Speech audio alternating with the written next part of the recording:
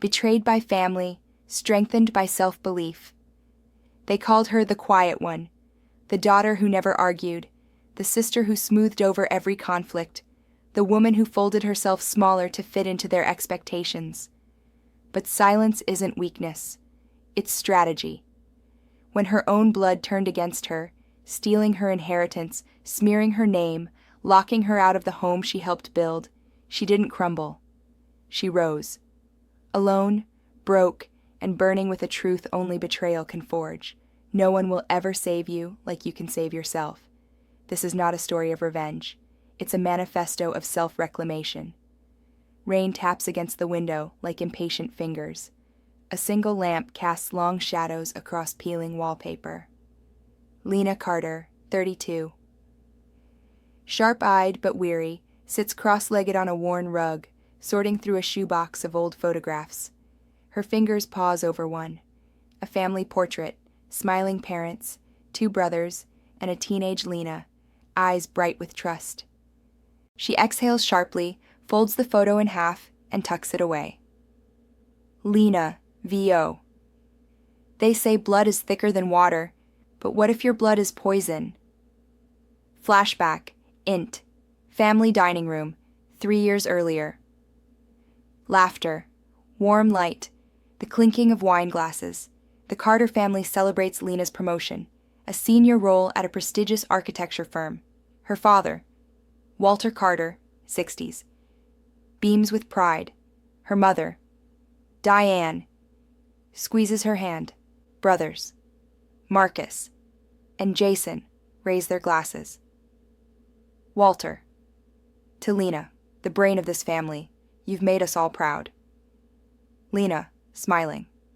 I couldn't have done it without you guys. Marcus, grinning. Damn right. Who taught you how to read blueprints? Me. Everyone laughs. It feels real. It feels safe. Lena, VO. That night, I believed I belonged, that my success was ours, that love was unconditional. Cut to present, Lena's apartment. She stands, walks to the tiny kitchen, fills a kettle. The silence is heavy. On the counter, unpaid bills, a rejection letter from a loan officer, a faded business card.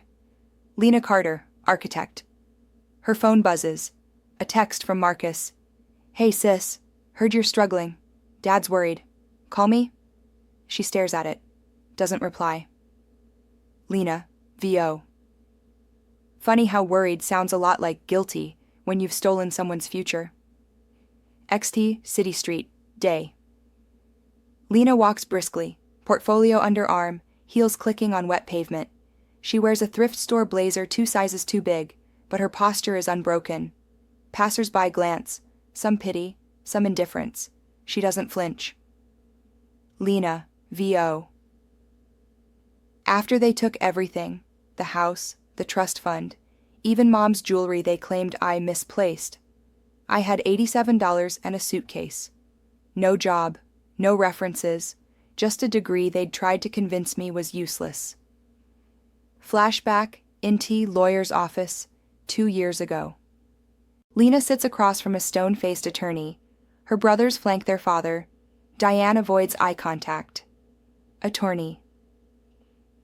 Per Walter Carter's revised will, executed 6 months ago, the estate is divided equally between Marcus and Jason. Lena receives a symbolic sum of $1,000 in recognition of her emotional contributions. Lena. Emotional contributions? I paid for Mom's cancer treatments. I remodeled this house. Walter, coldly. You were living here rent-free, Lena. We fed you, clothed you. That's contribution enough. Marcus. Besides, you're a woman. You'll marry well. You don't need assets. Lena's face goes still, not angry, not crying, just hollow. Lena, VO. That's when I learned, betrayal doesn't always come with shouting. Sometimes it's served politely, with a side of, for your own good. Present, int, coffee shop, day. Lena sits across from Mira, 40s, a freelance contractor with grease-stained hands and a warm smile. They're reviewing sketches. Mira. This design, it's bold. Sustainable materials, modular layout, solar integration. You did this on your own? Lena. In my spare time, between shifts at the diner. Mira. I've got a client looking for exactly this, a tiny home village for survivors of domestic violence. Budget's tight, but I think you're the one. Lena's eyes glisten, not with tears, but with something fiercer, possibility. Lena. I'll do it for cost. Just let me build something that matters. Mira. Deal. But first, you need to believe you're worth more than cost. Lena looks down, then meets Mira's gaze. Lena. I'm learning. Montage. Weeks pass. Lena sketching late into the night, hauling lumber at a construction site, muscles straining, teaching herself CAD software on a library computer, receiving a small grant from a women's entrepreneurship fund, opening a business account, Carter & Co., design with dignity. Lena, VO. I stopped waiting for permission, stopped apologizing for taking up space. Every nail I hammered, every line I drew, it was a brick in the fortress I was building around my worth. Int construction site, day. Lena oversees the foundation of the first tiny home. She's covered in dust, voice firm but kind as she directs volunteers. Among them, Tasha, 28, a survivor with guarded eyes and a toddler on her hip. Tasha. You really think this'll work? A whole community, built by women? Lena. Not just built by women, built for women who've been told they're nothing. This roof, it says, you matter. Tasha's eyes soften. She nods. Flashback, int, family home, 1 year ago. Lena returns to collect the last of her things. The house feels colder. Diane intercepts her in the hallway. Diane. Lena, please, talk to your father. He misses you. Lena.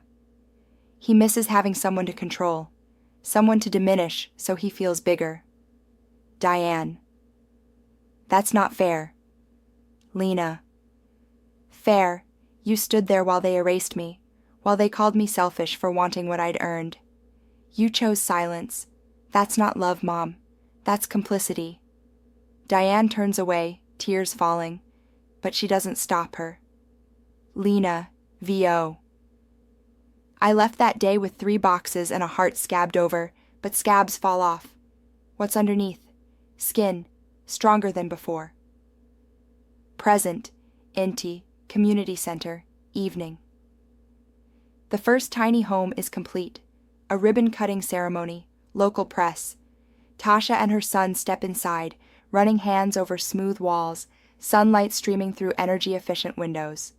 Reporter, Ms. Carter, what inspired this project? Lena. I was told I'd never build anything lasting, that I wasn't strong enough, smart enough, man enough. So I built a home for women who've heard the same lies, and we're proving them wrong. Together. Applause. Mira grins. Even Tasha smiles fully for the first time. Lena, VO. They thought betrayal would break me. Instead, it became my blueprint. Int. Lena's new office, night. Modest but clean. Framed licenses on the wall, blueprints everywhere. Her phone rings. Unknown number. She answers. Lena. Carter & Co. Walter.